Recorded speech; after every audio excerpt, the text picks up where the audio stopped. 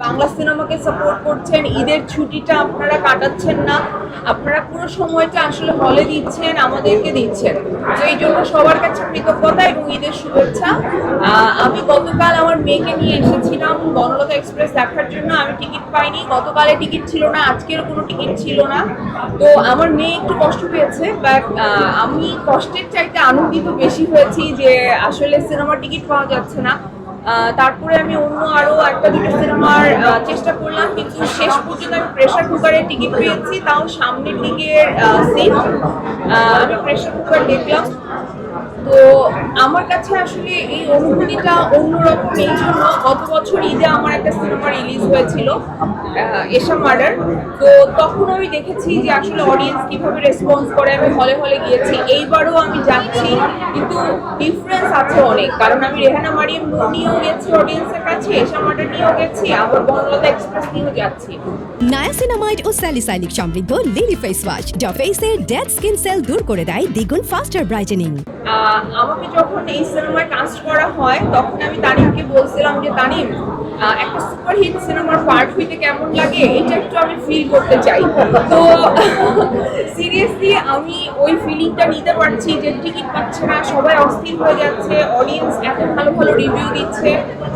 এটা তো ভীষণ আনন্দের। একজন আর্টিস্টের জীবনে আসলে অনেক ধরনের প্রাপ্তি থাকে।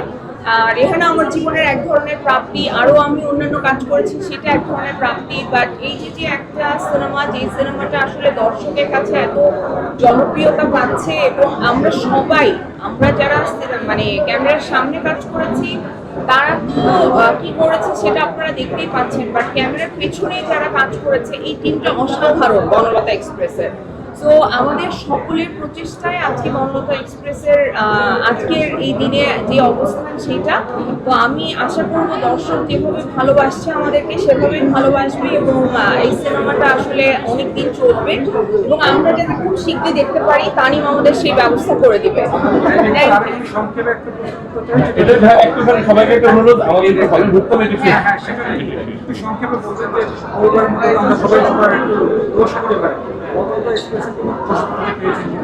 আমি কোনো দোষ খুঁজে পাইনি, কারণ হচ্ছে আমি হুমায়ুন ভক্ত, হুমায়ুন আহমেদের ফ্যান। তো হুমায়ুন আহমেদের গল্প যদি তানিম কোনোভাবে একটুখানি নষ্ট করতো, আমি প্রথম তানিমকে বলতাম, কারণ আমার কাছে হুমায়ুন আহমেদ মানে একটা আলাদা অনুভূতির নাম। তো এরকম প্রচুর মানুষ আছে কিন্তু আমাদের আশেপাশে যারা হুমায়ুন আহমেদের ফ্যান। তো এটা অনেক বড় একটা রিস্ক তানিম নিয়েছে, এবং সেই রিস্কটা সে আসলে মানে হয় না যে ওর পারপাসটা একদম ফুলফিল করতে পেরেছে।